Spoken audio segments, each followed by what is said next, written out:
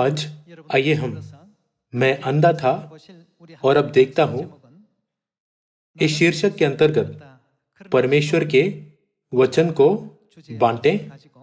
एक अंधा मनुष्य जिसका यूहन्ना रचित सुसमाचार में वर्णन किया गया है, अंधेरे में था लेकिन मसीहा के अनुग्रह से देख सका। आज मैं इस विषय के बारे में आपके साथ परमेश्वर के वचन को बांटना चाहूंगा। मान लीजिए कि एक अंधा मनुष्य था और अब देख सकता है, और एक ऐसा व्यक्ति है जो जन्म से देख सकता है। आपको क्या लगता है कि दिखाई देने के लिए अधिक आभारी कौन होगा? ऐसे लोग हैं जो इस बात को हल्के से लेते हैं कि परमेश्वर ने उन्हें सभी चीजों को देखने के लिए दृष्टि दी है। परंतु जब परमेश्वर उस दुनिया को खोलते हैं जिसे एक मनुष्य ने कभी नहीं जाना या देखा है, तो मेरा मानना है कि उसे पूरी तरह से अलग महसूस होगा। जब एक मनुष्य जो जन्म से अंधा था ने यीशु का अनुग्रह प्राप्त किया और शिलोह के कुंड में अपनी आंखें धोने के बाद देख सका, तब उसका आनंद अवर्णनीय था। ठीक उसी तरह हम आत्मिक रूप से अंधेरे में थे, परंतु एक दिन परमेश्वर ने हमें सत्य देखने दिया। परमेश्वर ने हमें स्वर्गीय पिता जानने और स्वर्गीय माता को देखने दिया। उस समय हमारी आत्माएं आनंद से सच में कूदी होंगी। आज आइए हम एक पल के लिए वह अनुभव करें। सभी लोगों, कृपया 1 मिनट के लिए अपनी आंखों को बंद कीजिए। आइए हम उस दुनिया में थोड़े समय की यात्रा करें जहां हम कुछ भी नहीं देख सकते। कृपया आपकी आंखें बंद रखें। आज आपकी आंखों को बंद रखना भी उपदेश का एक भाग है। आप शायद सच में नहीं जानते कि अंधा होना कितना निराशाजनक है। आज आइए हम उपदेश को सिर्फ न सुने, लेकिन उसका अनुभव भी करें। हम सभी को जानना चाहिए कि हम देखने के लिए कितने खुश हैं। भले ही परमेश्वर ने हमें आशीषें दी है, लेकिन चूंकि हम हमेशा देख सकते हैं, तो हम परमेश्वर को उनके अनुग्रह के लिए धन्यवाद नहीं देते। पहले हम परमेश्वर के हमें दिए गए जीवन के सत्य के वचनों के द्वारा अविश्वसनीय रूप से प्रेरित हुए थे, लेकिन फिर हम उसे किसी प्रकार की दिनचर्या के रूप में मानकर मूर्खता कर सकते हैं और उसे ऐसा सुन सकते हैं जिसका हमारे लिए कोई अर्थ न हो। सभी लोगों, अब जब आपने अपनी आंखों को बंद रखा है, तो क्या आप देखना नहीं चाहते? अंधा मनुष्य चिल्लाया, कृपया मुझे देखने दीजिए। कृपया मुझे मेरी दोनों आंखों से इस सुंदर दुनिया को देखने की अनुमति दीजिए। दाऊद के पुत्र, तब यीशु ने पूछा, तुम क्या चाहते हो कि मैं तुम्हारे लिए करूं? हे प्रभु, मैं देखना चाहता हूं। तुम्हारे विश्वास के अनुसार तुम्हारे लिए हो। आपको अब व्यथित लग रहा है ना? आपको अब कैसा लग रहा है? क्या आप इसी समय देखना चाहते हैं? आपकी आवाज से ऐसा लगता है कि आपको 10% देखने की इच्छा है। लेकिन यदि मैं आपको 30 मिनटों के लिए या पूरे दिन के लिए अपनी आंखों को बंद रखने के लिए कहूं, तो आप बहुत निराश और उदास होंगे। आज आपके कानों से सुने जाने का उपदेश नहीं है, लेकिन आपके शरीर से अनुभव करने का उपदेश है। इस आराधना के समय के द्वारा परमेश्वर हमें यह महसूस कराना चाहते हैं कि वह अंधा मनुष्य कितना प्रसन्न और आनंदित हुआ होगा जब वह कह सका, मैं अंधा था और अब देखता हूं। अब यदि आप देखना चाहते हैं, तो आपके विश्वास के अनुसार हो। अपनी आंखें खोलिए। क्या आप अब खुश हैं जब आप देख सकते हैं? या आप तब अधिक खुश थे जब आपकी आंखें बंद थी? इस तरह उस अंधे मनुष्य को महसूस हुआ होगा जब उसकी आंखें खुली थी।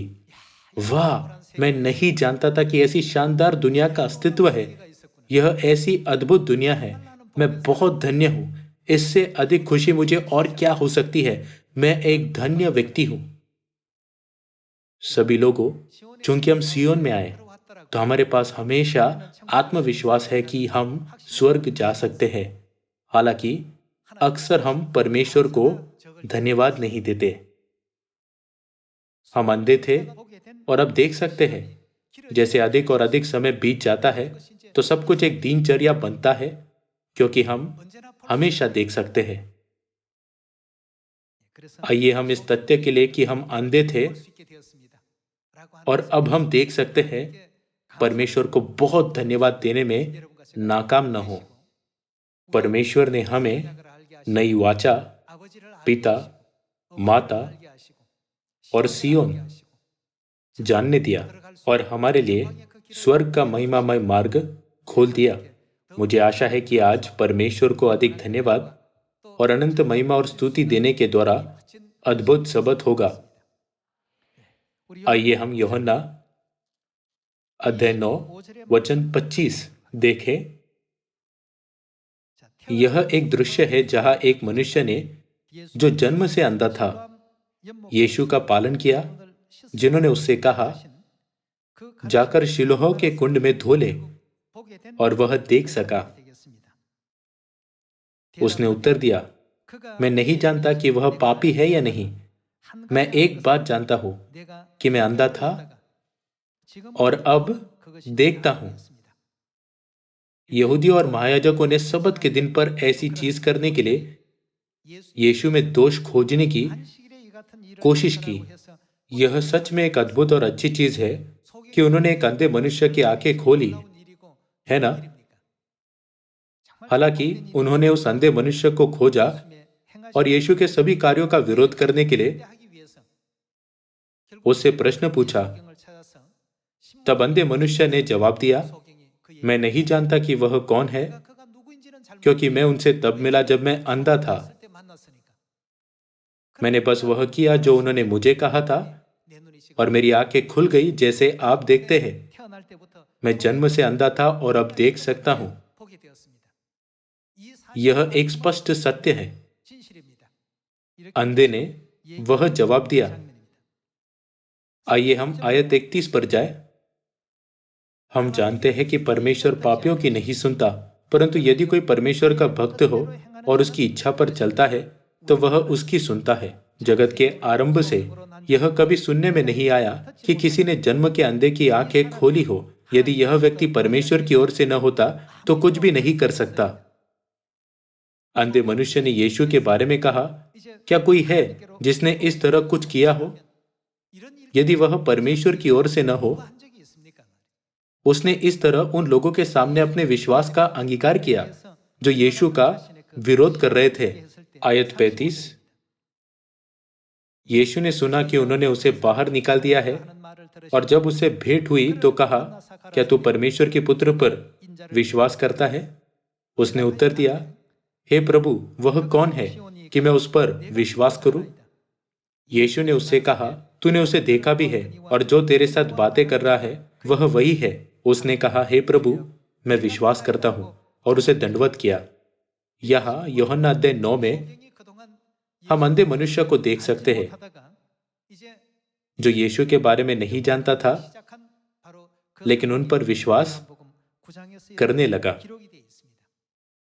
भले ही हम सही तरह से परमेश्वर की आराधना करना चाहते थे, लेकिन हम यह न जानते हुए कि सप्ताह का कौन सा दिन सबत है, और यह न जानते हुए कि किस दिन हमें परमेश्वर की आराधना करनी है, उस अंधे मनुष्य की तरह अंधकार में रहते थे। हम स्वर्गीय पिता को नहीं जानते थे और स्वर्गीय माता को नहीं जानते थे।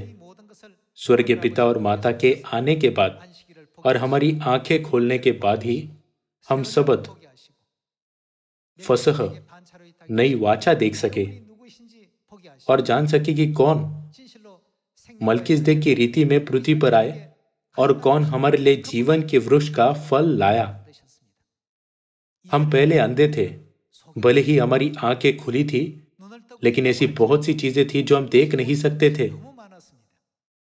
परंतु अब हम देखते हैं, विश्वास करते हैं और हम आश्वस्त हैं, है ना?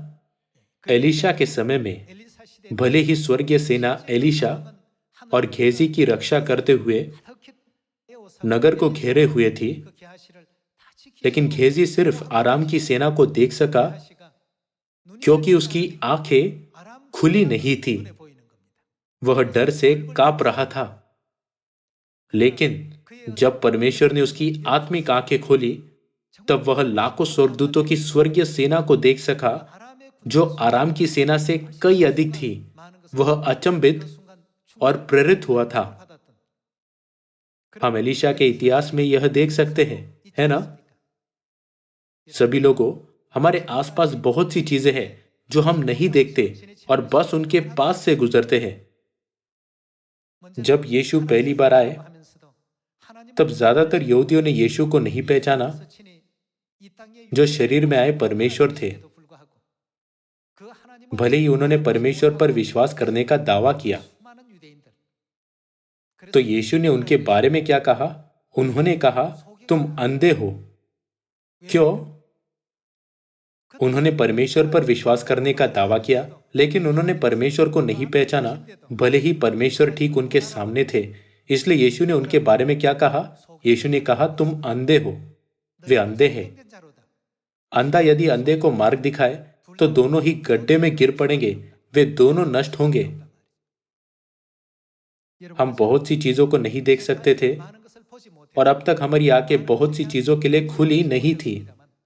परंतु आज से हमें अपनी आत्मिक आंखों को और बड़ा खोलना और आत्मिक दुनिया को जो असलियत है देखना चाहिए। ठीक जैसे गेहजी ने स्वर्गीय सेना को देखा।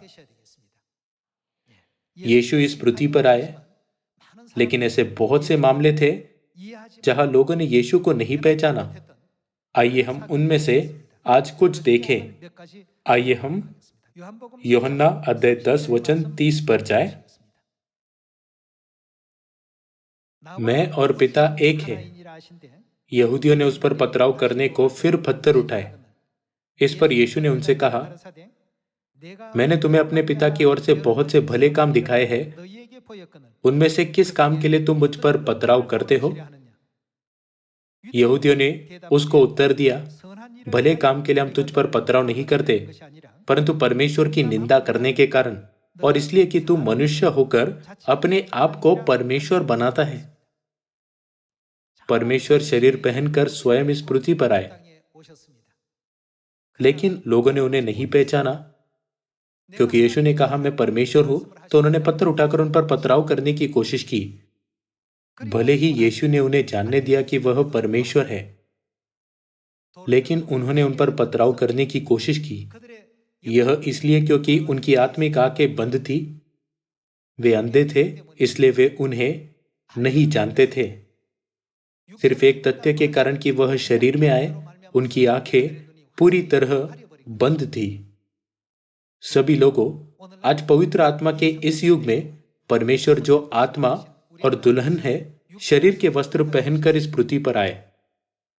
एक अंधा मनुष्य देखते हुए भी नहीं देख सकता। हमें अंधेपन से जागना चाहिए। जब आपने थोड़ी देर के लिए अपनी आंखें बंद रखी थी, तब आप बहुत व्यथित हुए होंगे। वास्तव में स्वर्गीय माता यहाँ है, स्वर्गीय पिता यहाँ है, और सियोन के हमारे प्यारे भाई और बहनें भी यहाँ हैं। लेकिन जब हमारी आंखें बंद होती है, तब ऐसा लगता है कि यहाँ कोई नहीं है। ऐसा दिखता है जैसे यहाँ कोई नहीं है। स्वर्गीय सेना के अनगिनत स्वर्गदूत हमारे साथ है, और वे हर क्षेत्र में जहां हम सुसमाचार का कार्य करते हैं, हमारी मदद कर रहे हैं। लेकिन हमें अक्सर लगता है कि हम अकेले हैं। सभी लोगों, अब हमें अपनी आत्मिक आंखों को खोलना चाहिए। जब गेहजी की आत्मिक आंखें खुल गई, तब उसका डर गायब हो गया। उसने सोचा था कि इजरायलियों की ओर से कोई नहीं है, परंतु उसे यह महसूस करने के बाद साहस मिला कि दुश्मनों की सेना से कई अधिक स्वर्गीय सेना उनकी रक्षा कर रही है। यूहन्ना अध्याय 9 में वर्णन किया गया अंधा मनुष्य जन्म से अंधा था। हालांकि जब उसने यीशु के वचनों का पालन किया, जा शिलो के कुंड में धो ले, तब वह देख सका। सब कुछ उस समय से जब उसकी आंखें बंद थी पूरी तरह बदल गया। वह रंगों में भेद कर सका, उसके सामने के लोगों को पहचान सका और साथ ही जाना कि यीशु जो उसके सामने है परमेश्वर है। आज हम इस अंतिम युग में आत्मा और दुल्हन की सेवा कर रहे हैं। भले ही वे हमारे साथ है, लेकिन कुछ लोग अब भी उन्हें देखते हुए भी नहीं देखते और सुनते हुए भी उनकी नहीं सुनते। आइए हम मत्ती अध्याय 13 वचन 14 पर जाएं। उनके विषय में यशायाह की यह भविष्यवाणी पूरी होती है, तुम कानों से तो सुनोगे पर समझोगे नहीं, और आंखों से तो देखोगे पर तुम्हें क्या, तुम्हें न सूझेगा। तो इसका मतलब है कि वे अंधे हैं, है ना? आयत 15, क्योंकि इन लोगों का मन मोटा हो गया है और वे कानों से ऊंचा सुनते हैं और उन्होंने अपनी आंखें मूंद ली है। कहीं ऐसा न हो कि वे आंखों से देखें और कानों से सुने और मन से समझे और फिर जाए और मैं उन्हें चंगा करूं। पर धन्य है तुम्हारी आंखें कि वे देखती है और तुम्हारे कान कि वे सुनते हैं। आइए हम मरकुस अध्याय 4 में एक और वचन देखें। अध्याय 4 आयत 11, उसने उनसे कहा, तुमको तो परमेश्वर के राज्य के भेद की समझ दी गई है, परंतु बाहर वालों के लिए सब बातें दृष्टांतों में होती है, इसलिए कि वे देखते हुए देखे और उन्हें सुझाई न पड़े, और सुनते हुए सुने भी और न समझे, ऐसा न हो कि वे फिरे और क्षमा किए जाए। फिर उसने उनसे कहा, क्या तुम यह दृष्टांत नहीं समझते? तो फिर और सब दृष्टांतों को कैसे समझोगे? यह कहता है कि वे देख सकेंगे, लेकिन उन्हें क्या सुझाई न पड़ेगा। हम सोच सकते हैं कि यदि हम इस युग में यीशु से मिले तो हम उन्हें आसानी से पहचानेंगे और उनके पैरों पर दंडवत करेंगे, है ना? लेकिन यह युग यीशु के समय की तरह है। यदि यीशु हमारे सामने खड़े हैं तो कुछ लोग उन्हें दंडवत करेंगे और कुछ लोग नहीं करेंगे, और कुछ यहूदियों, फरीसियों और व्यवस्थापकों की तरह पत्थर उठाकर उन पर पथराव भी करेंगे, और कुछ उनका अपमान करेंगे और कुछ उनकी निंदा करेंगे। ऐसे लोग हैं जो देखते हुए भी नहीं देखते, और ऐसे भी लोग हैं जिनकी आत्मिक आंखें खुली है और वे देख सकते और जान सकते हैं। आज इस युग में आत्मा और दुल्हन हमारे साथ है। अंधे लोग हैं, जबकि कुछ लोग अपनी आंखें खोलते और उन्हें महसूस करते हैं। ऐसे लोग भी हैं जो विश्वास करते हैं कि बाइबल के द्वारा दिए गए परमेश्वर के वचनों की तुलना में उन शब्दों का अधिकार अधिक मानते हैं जो आत्मा और दुल्हन देते हैं। और कुछ लोग हैं जो यह सोचते हुए उन्हें हल्के से लेते हैं कि वे बस उसे कह रहे हैं। जो सुनते हुए भी नहीं जानते, उनके कान बंद है। जो देखते हुए भी नहीं देखते, उनकी आंखें बंद है। क्या हम नहीं सोचते कि हमारी आंखें और कान सब खुले हैं? परंतु जो देखते और सुनते हैं वे अलग तरह से बर्ताव करते हैं। जब परमेश्वर हमारे सामने हो तब हम उस तरह बर्ताव नहीं कर सकते, है ना? क्या हम उस तरह बर्ताव कर सकते हैं जब परमेश्वर हमारे सामने हो?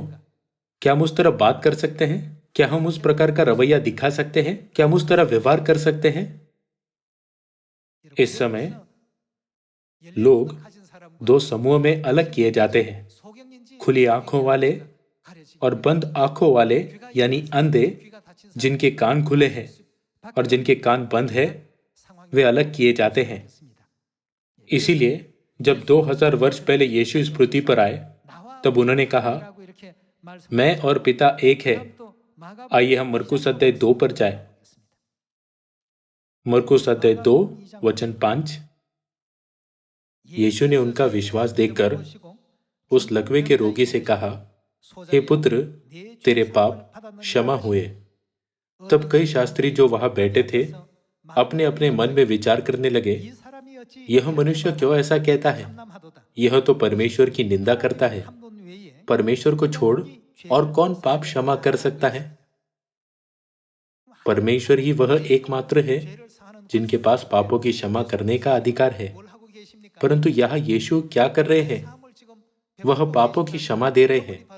तब वह कौन है? वह परमेश्वर है। आसानी से कहे तो यीशु ने बहुत से लोगों के सामने कई बार व्यक्त किया कि वह परमेश्वर है। फिर भी उनकी आंखें बंद थी और वे अंधे थे, इसलिए वे उसे पहचान नहीं सके। परमेश्वर को छोड़ और कौन पाप क्षमा कर सकता है? आयत 8। यीशु ने तुरंत अपनी आत्मा में जान लिया कि वे अपने अपने मन में ऐसा विचार कर रहे हैं और उनसे कहा, तुम अपने अपने मन में यह विचार क्यों कर रहे हो? सहज क्या है? क्या लकवे के रोगी से यह कहना कि तेरे पाप क्षमा हुए, या यह कहना कि उठ अपनी काट उठाकर चल फिर?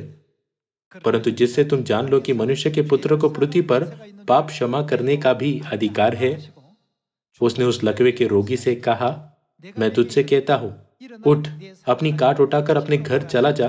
वह उठा और तुरंत काट उठाकर सबके सामने से निकलकर चला गया। इस पर सब चकित हुए और परमेश्वर की बड़ाई करके कहने लगे, हमने ऐसा कभी नहीं देखा। यह भी परमेश्वर ने कई बार कहा कि वह परमेश्वर है। हालांकि हमारे आसपास बहुत से अंधे लोग हैं जिन्हें देखते हुए नहीं सूझता और जो सुनते हुए भी ठीक से परमेश्वर की आवाज को नहीं पहचान सकते। परमेश्वर ने हमें उन अंधे लोगों की आंखें खोलने का अधिकार दिया है। इसीलिए हम सामर्य और पृथ्वी की छोर तक जाते और बहुत से लोगों को बता रहे हैं कि पिता इस पृथ्वी पर आ चुके हैं और माता इस पृथ्वी पर आ चुकी है, और हम उन्हें पिता और माता की आवाज सुनने दे रहे हैं, है ना? दुनिया भर में सियोन के सभी परिवार सदस्यों के पास अब खुले कान और आंखें हैं। चूंकि हमारे कान और आंखें खुली है तो हम यहाँ एक साथ हैं, है ना? जब हम अदन वाटिका के इतिहास पर नजर डालें तो परमेश्वर ने अदन वाटिका के इतिहास में कुछ महत्वपूर्ण कहानियां छिपाई ताकि उनकी संतान जान सके कि वह परमेश्वर है। अदन वाटिका में परमेश्वर ने उन रहस्यों को छिपाया जो सिर्फ आत्मिक परिवार ही जान सकते हैं। बिखरे हुए परिवारों को खोजने का अभियान एक बार कोरिया में आयोजित हुआ था, है ना? जब परिवार के सदस्य जो युद्ध में बिखर गए थे बहुत वर्षों के बाद फिर मिले, तब वे अलग दिखे और बहुत सी चीजें बदल गई थी कि वे सच में एक दूसरे को नहीं पहचान सकते थे। तब उन्होंने कैसे पुष्टि की कि वे एक ही परिवार से हैं, या वे भाई बहनें हैं, या माता पिता और संतान हैं? उन्होंने अपने परिवार की कहानी बताई जो सिर्फ उनके परिवार के सदस्य ही जानते हैं। उन्होंने उन कहानियों को बताया जो उनके परिवार के सदस्यों के अलावा कोई नहीं जान सकता था। उदाहरण के लिए, एक दिन मेरी माँ बाजार से मेरी छोटी बहन को अपनी पीठ पर उठाकर वापस आ रही थी, लेकिन वह सड़क पर फिसल गई और गिर पड़ी। तो मेरी छोटी बहन का सिर पत्थर से टकराया, जिससे उसके सिर पर एक निशान रह गया।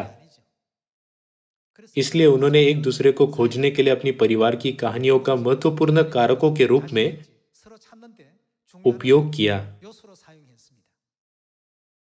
परमेश्वर ने भी अपनी संतानों को खोजने के लिए इन कारकों का उपयोग किया। आइए हम उनमें से एक खोजें। आइए हम देखें कि क्या हमारी आत्मिक आंखें खुली है, या चूंकि हमारे परमेश्वर को देखना एक दिनचर्या बन गया है, क्योंकि हम परमेश्वर को हर दिन देखते हैं। आइए हम देखें कि क्या हम अंधे मनुष्य की तरह परमेश्वर की सेवा कर रहे हैं या नहीं, जिसने यीशु को दंडवत किया जब उसकी आंखें खुल गई और उसने पहचाना कि वह जो उसके सामने खड़े हैं परमेश्वर है। यूहन्ना अध्याय 9 में यह लिखा है, मैं अंधा था और अब देखता हूं। यह हम हैं, है ना? मैं पहले अंधा था और अब देखता हूं। लेकिन हमें अपने आप को देखने की जरूरत है कि क्या हम उस अंधे मनुष्य की तरह जिसकी आंखें खुली थी अत्यधिक खुशी से परमेश्वर का सम्मान करते हैं, या बस उस तथ्य को ज्ञान के रूप में जानकर सोचते हैं यह वह है। यदि हम बाद वाले हैं तो यह इसलिए क्योंकि हमारी आंखें अब तक नहीं खुली है। यदि हमारी आत्मिक आंखें खुले तो हम उस तरह परमेश्वर की सेवा कभी नहीं कर सकते। परमेश्वर कौन है जिनकी हम सेवा करते हैं? यह हमारे साथ परमेश्वर का होना कितनी सम्मान की बात है। चाहे हमारी आंखें खुली है, लेकिन यदि हम दिनचर्या के रूप में परमेश्वर को देखें तो हम परमेश्वर के सही मार्गदर्शन का पालन नहीं कर सकते। ठीक अंधे मनुष्य की तरह जो कल तक अंधा था लेकिन आज उसकी आंखें खुल गई। हमें यह कहने में सक्षम होना चाहिए, मैं नहीं जानता था कि मेरे आसपास ऐसी सुंदर दुनिया का अस्तित्व है। मैं नहीं जानता था कि यह दुनिया बहुत शानदार है। यह इसलिए क्योंकि हमने अब तक उसे नहीं देखा है। हमारे पास उत्सुकता से और छू लेने वाली भावना के साथ परमेश्वर की सेवा करने और ग्रहण करना चाहिए। प्रथम चर्च के समय एक मनुष्य था जिसके पास इस प्रकार का मन था। उसका नाम था जक्कई। वह चुंगी लेने वाला था। उसने सुना कि यीशु उसके गांव से गुजरेंगे। बहुत से लोग यीशु को देखने आए। चूंकि वह एक नाटा मनुष्य था तो वह यीशु को नहीं देख सका। तो वह यीशु को देखने के लिए गुल्लर के पेड़ पर चढ़ गया। जब यीशु वहां से गुजरे तब उन्होंने जक्कई को नीचे आने को कहा। आज मुझे तेरे घर में रहना अवश्य है। जक्कई इतनी खुशी से भरा था कि वह नहीं जानता था कि क्या करना है। हे प्रभु, यह अब तक यदि मैंने किसी का कुछ भी अन्याय से ले लिया है तो उसे चौगुना फेर देता हूँ। यदि प्रभु के लिए हो तो मैं अपनी पूरी संपत्ति भी कंगालों को दे सकता हूँ। उसने इस प्रकार के मन से यीशु को ग्रहण किया। क्या हम अपने मन के केंद्र में जक्कई के मन के साथ आत्मा और दुल्हन को ग्रहण कर रहे हैं? यदि हमारे पास इस प्रकार का मन न हो तो हम नहीं कह सकते कि हमारी आंखें अब तक खुल गई है और हमारे कान अब तक खुले हैं। हमें उस प्रकार के मन के साथ मसीह के सभी मार्गों का पालन करना चाहिए, है ना? सिर्फ जक्कई नहीं और सिर्फ गेहजी नहीं, लेकिन प्रेरित पतरस और प्रेरित पौलुस की भी आत्मिक आंखें खुली थी। इसीलिए वे यह कहते हुए, तू जीवित परमेश्वर का पुत्र मसीह है, वह स्वभाव ही में परमेश्वर है, सही तरह से अपने विश्वास का अंगीकार कर सके, है ना? मत्ती अध्याय 16 वचन 15। उसने उनसे कहा, परंतु तुम मुझे क्या कहते हो? शमौन पतरस ने उत्तर दिया, तू जीवित परमेश्वर का पुत्र मसीह है। यीशु ने उसको उत्तर दिया, हे शमौन योना के पुत्र, तू धन्य है, क्योंकि मांस और लहू ने नहीं परंतु मेरे पिता ने जो स्वर्ग में है यह बात तुझ पर प्रकट की है। और मैं भी तुझसे कहता हूं कि तू पतरस है और मैं इस पत्थर पर अपनी कलीसिया बनाऊंगा और अधोलोक के फाटक उस पर प्रबल न होंगे। मैं तुझे स्वर्ग के राज्य की कुंजियां दूंगा और जो कुछ तू पृथ्वी पर बांधेगा वह स्वर्ग में बंधेगा और जो कुछ तू पृथ्वी पर खोलेगा वह स्वर्ग में खुलेगा। परमेश्वर ने यह अत्यधिक आशीष दी। यह वह आशीष है जो उन्हें प्रदान की जाती है जिनकी आत्मिक आंखें खुली है। आज हम अपने होठों और मुंह से स्वर्गीय पिता को पिता और स्वर्गीय माता को माता बुलाते हैं, लेकिन क्या हम सच में अपनी आंखों से जो आत्मिक रूप से खुली है पिता और माता को देख रहे हैं और पिता की आवाज सुन रहे और माता के वचनों का पालन कर रहे हैं? हमें इन मामलों को स्पष्ट रूप से समझना और हमारी आत्मिक आंखों को व्यापक खोलना चाहिए ताकि हम जहां कहीं परमेश्वर जाए वह धन्यवादी हृदय से उनके पीछे चल सके। इसीलिए प्रेरित पौलुस ने किसी भी कठिनाइयों को कठिनाई के रूप में नहीं माना।